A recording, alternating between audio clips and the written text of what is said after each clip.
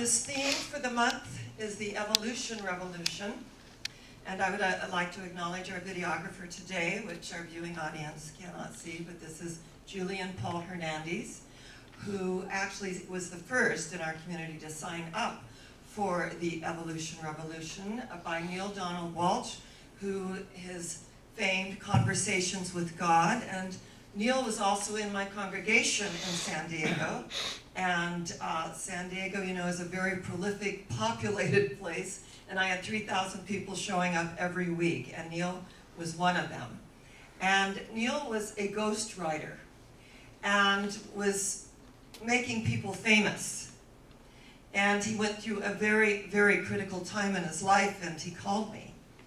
And I said, you know, Neil, you are such an amazing writer. You need to start writing your own books. And so what, 30 books later, as we stand here, all these years later, and the contribution, the amazing contribution Neil has made. And this is God's message to the world. And you've got it all wrong. And what he means by that is that most people view God as this very vengeful, wrathful God sitting in a big throne with a little black book taking notes, and the third time you're out. And it's an anthropomorphic God. We believe that God is energy. Be still and know that I am God. That we are co-creators with this energy. And that wherever we go, that one goes before us and prepares the way as we become a lamp unto our own feet, drawing others into our light and energy field out of our own consciousness. And the world is the sum total of every conscious thought. It's called the collective consciousness. And it uplifts the energy and frequency of the planet. It is also the sum total of all the collective unconsciousness that looks to the negative, vibrates to that frequency, never going to get it right, judges, looks outside itself, criticizes. But we know every loving thought is true. And everything else is a call for healing or help, regardless of the form it takes, as the Course in Miracles states so beautifully. So I recommend to our viewing audience and to all of us, God's message to the world. And it is right in synchronicity with Science of Mind Principles by Dr. Ernest Holmes. That our God is a loving God. Our God is not even a forgiving God, because as Jesus said, what is there to forgive? I haven't condemned thee. There's nothing to forgive. So energetically, as we open the space and we carry around our little hurts, our wounds, and those energies, the truth is, as we breathe deeply and release that there's nothing to forgive. There's only experiences. Some of the experiences have caused us great suffering. And I believe that when we arise, as Dostoevsky stated, that I may be worthy of my sufferings, that I arise and I see my life in its grandeur, and that I would not be who I am without those experiences. As painful as they were, we would not be who we are. And some of us drag around those old stories of all, you know, they're like old war stories of every experience that we've ever had, and we keep telling it and retelling it. We need a new story. And it reminds me, I was, Catholic at one time, and now I'm a graduated Catholic. Not recovering, As I had a very positive experience in Catholicism, wonderful experience. And Father Falvey just loved me, and he used to say, oh, you're not a Marilyn Monroe, you're a Grace Kelly. He planted that seed, right? And so he told me a funny story once. And it was about a woman that kept going to confession, and she'd had this illicit affair, and she kept going into the, amazing details of it. And so the father confessor said, forgive thee, child, you have sinned, 7 Hail Marys, 10 rosaries, blah, blah, blah. And so she'd go back every week. Oh, Father, bless me, I've sinned. And she'd go all into the intimate details of this illicit affair, and on and on. He goes, child, you've been forgiven for the last 5 weeks. Why do you keep coming back? And she said, oh, I don't know, Father, I just love to hear myself talk about it. Right? Our story. And once we release our story, we are free. We no longer identify with that energy. So when we are looking at the evolution revolution, it has nothing to do with violence. It has, I will resolve to evolve. I will move past all of those experiences that I've been dragging along, and I will free myself so that I can be of service to myself, others, and ultimately the planet. Because once we heal our own issues, we can be of service to others. Otherwise, we're projecting on others. We're projecting outside of ourselves. You know, did you hear the tone of their voice? You get in the elevator and someone says hello and you wonder what they meant by that. You know, that kind of thing. Make a profession of being offended, right? And it's just as detrimental to give offense as it is to take offense. And once we open the space to allow God to do what God does best by means of us as a vehicle, because each of us is a vehicle of the divine. The divinity within me salutes the divinity within you. And the divinity within you salutes the divinity within me. And if I am in that place in me and you are in that place in you, behold, there is only one of us. Fear knocked at the door. Love answered. Behold, no one was there. Because love is the strongest healing power in the universe. And I love that Neil talks about the ground of being of the universe is love. And that this God that people worship, and they have all these rules, and they quote the Old Testament. It was written by men, you know, with poor memories, a lot of them. You know, it was 300 years later, right? So we've got to realize that there is an opening, that Moses brought the law, Jesus brought love. He was totally non-judgmental. And he said, this commandment I give thee, that ye love one another as I have loved you. Love ye one another. That was the only commandment he ever gave. He didn't go up to some mountain and get pissed off and throw it down and have to go back up again, you know, to rewrite it. Be still and know that I am God. Be still and know that that energy, that power, that love is right where I am. There is no spot where God is not. And when we get that, when we get part, you know, and it's interesting, we're all subject to the human condition. And we all go into our little thing. But I have an egg timer, and it's 2 minutes. So I can just get totally, you know, upset for 2 minutes, and when it's done, it's done. So you get on with your life. We have these little things that arise. We don't want to drag them with us. It is so counterproductive to do that. Our way of life is so beautiful. Be still and know that I am, that holy I am presence within each and every one of us, God. We are co-creators with God. Ernest Holmes said, when you create a higher standard for man, woman, you create a better God. In other words, the thing we're looking for, we're looking with. So I see you through my own lens. And have you ever noticed there are sympathetic vibrations out there? And people get together and it's so awful, and you know, they're shaking their fists and they're doing all the things. That's a sympathetic vibration. It's a frequency. It's an energy. Others come together in prayer. And I noticed someone on Facebook who was touting a wonderful book by Marshall Rosenberg, who used to come to my ministry in San Diego as well. And the book is called Speak Peace. And he was talking about speaking peace and the energy of peace.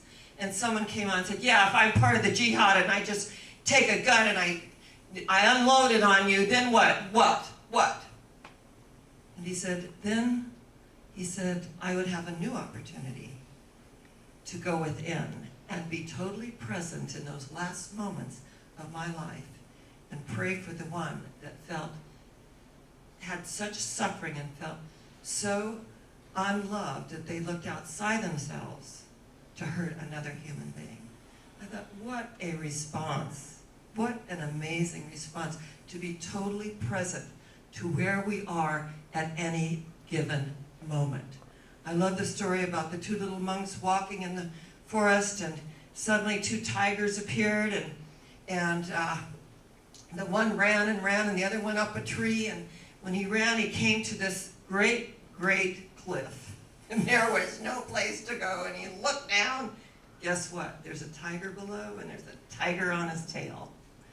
And so he kind of crawled down the craggy cliff, praying for safety. Very zen. And at that moment, he saw a strawberry growing out of the craggy cliff. And there was the tiger above him and a tiger below him. And being so present and engaged in the present moment, he reached out, plucked the strawberry, tasted it. It was magnificent. If this was his last conscious act, what a way to go with strawberries. So as we are in the world, but not of it, and practice mindfulness, and our reactions and the opportunity that's there for us, especially in this political climate. And beyond politics, I was sent something so beautiful. And it was to Hillary Clinton. And she was asked, how do you stand all being a politician and being in the forefront of all this fire? How do you stand it? And she said, well, Henry Nouwen, who was an old monk, wrote a book called Gratitude. And every day I look for what I can be grateful for. And I bring this example to the altar because she is certainly in the firing range of so much. But to say, I look to see what I am grateful for. And to mention Henry Nouwen, who is a mystic in his time. And to quote the energy of gratitude, which is really the brightest beam to heaven, the very brightest beam to heaven. Because things are not always what they seem. There's a legend about two angels, and they knocked on a great mansion, and they needed housing for the night.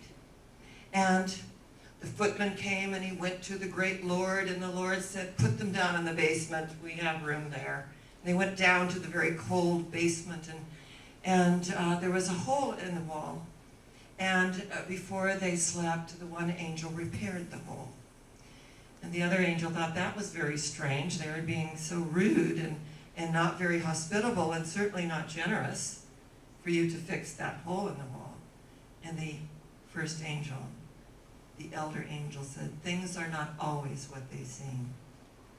They went on traveling, and they came to a little hovel, and they knocked on the door, and a couple saw them and greeted them and shared what little food they had, and then put them in their bed. And that night, they slept soundly. And the next morning, they went down to the kitchen, and the couple were crying and in tears. Their cow had died in the night, and it was their only means of sustenance and to receive employment through selling the milk from the cow. And the second angel was just furious and said, we went to a mansion, and the Lord of the manor put us in the basement. You repaired the hole in the wall. And yet, we come here to this loving couple who had nothing and gave all. I don't understand. And the first angel said, things are not always what they seem. When we were down in the basement, shivering, I noticed something twinkling through the hole in the wall, and looked through, and there was massive, massive store of gold.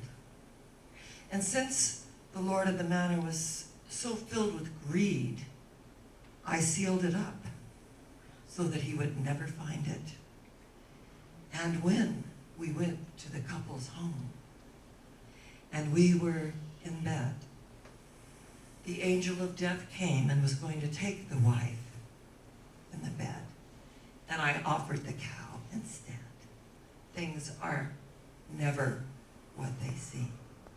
And when we understand that things are never what they seem, that we cannot judge the appearances, the conditions, and the effects, because there is a greater good that is coming through. It's not as we envisioned it. It doesn't look like how we pictured it. We think this stuff doesn't work. We begin to suffer. We learn nothing by continual suffering. Dr. Holmes states that when we learn our lessons through intuition and inspiration, that's a higher vibrational frequency, and we don't repeat it with monotonous regularity. We learn, we grow, we move on, because things are not always what they seem. So when we look at our own evolution and the revolution that's going on, and actually looking at humanity's team, and I love that Neil coined, and this grassroots movement, humanity's team, is out there actively looking at what needs to be healed, sharing compassion, sharing the energy to do what we can where we are with the tools that we have. And one of the things that this great nation was founded on in the Declaration of Independence, and I want to share this very mystical story. It's about the 13 colonies, and our founding fathers were arguing amongst themselves because if they signed that Declaration of Independence, they would lose their lives. They would lose their families if they were ever discovered and ever found. And they were squabbling amongst themselves and arguing amongst themselves. And a man stood up and he said, "Sign that parchment. Though you are in fear of your lives, sign that parchment. Though you may be hung by the neck, sign that parchment. Though you may be run out of the village, sign that parchment. For every slave that there is freedom. For every mechanic, there is hope. For every person, there is a new life. Sign that parchment. This is what you were given to do. This is your divine appointment. This is what you are called to do. Sign that parchment." And he went on poetically. And at the end of his speech, they all gathered, all of them. And of course, John Hancock grabbed the pen first. And they all signed that parchment, the Declaration of Independence. And they went and turned to thank the gentleman in the room. And he was gone. The doors were locked. No one could come in. No one could go out. He was gone. The angel of the presence, the angel, the energy that we allow to come forth, is that angel of the presence who carries healing in its wings. Today we're here to acknowledge the revolution begins within ourselves. It begins with the energy of love. It is the ground of being. I think we're pretty good now. And it opens a greater space for us. And Will Durant wrote a Declaration of Interdependence. And I'm going to share it with you today because I feel it is just so very, very powerful. And I think it takes it to the next level, acknowledging our own evolution and our resolve to evolve.